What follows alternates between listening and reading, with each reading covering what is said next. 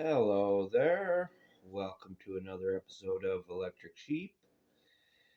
I've been a little behind on the upload schedule with other projects, but I'm going to try to keep back into things. So let's get things rolling with the mighty ant. The mighty ant. For centuries, Earth's tiniest creatures were viewed with indifferent eyes. The animals of the planet, towering above in stature and might, were the subjects of fascination. But in the far-flung reaches of the galaxy, a select few, the celestial travelers, occasionally turned their gaze upon Earth's more humble beings, particularly a creature that had earned its place in the vast annals of the universe, the ant.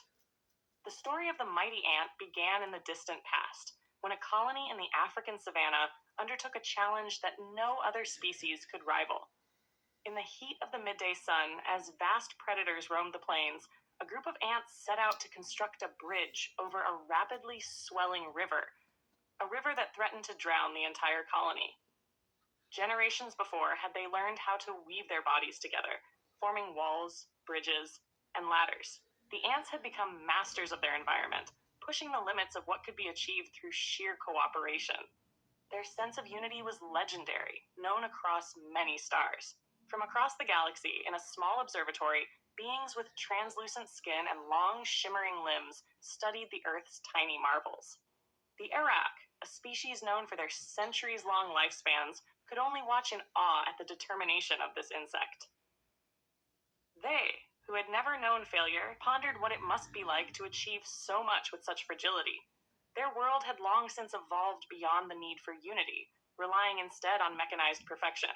And yet, there, on a barren blue planet far below, the ants exhibited something that the Arak had lost: the beauty of struggle, of teamwork, of fighting for the survival of something greater than the individual.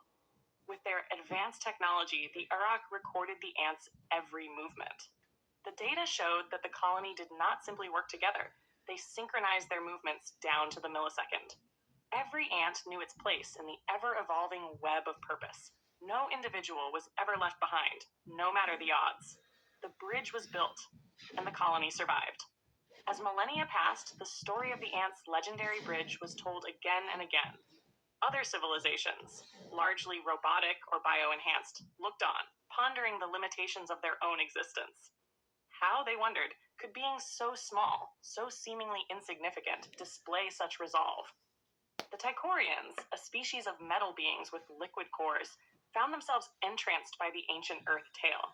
They had long ago abandoned physical labor for the pure joy of intellectual thought, for the perfection of circuits and algorithms. They had no need for harmony as the ants knew it. Their life was one of data and precision, each action predicted and accounted for. But the Tychorians, in the quiet darkness of their great ship, began to wonder if something had been lost in their rise. Could their intelligence, so powerful, still comprehend something as simple as the purpose behind the ants' unity? Was there something they could learn? Far in another corner of the galaxy, the Vlorathians, a race of creatures with eyes that could perceive multiple dimensions, watched as well. They did not see the ants as mere insects, nor did they view their feats as trivial. The Vlorathians, who had transcended the physical universe in their quest for enlightenment, realized that the ants' accomplishments were not simply structural or biological. No, the ants had done something greater.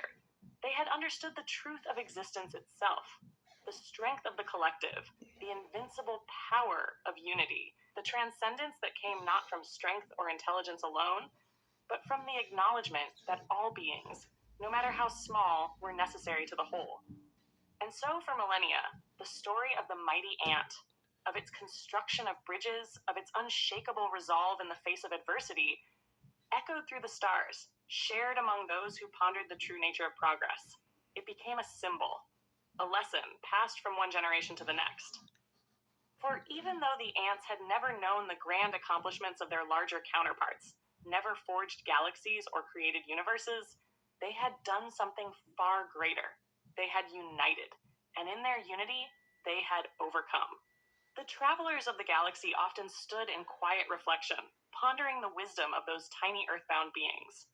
The ant, that humble creature, had inspired an entire universe to reconsider its values.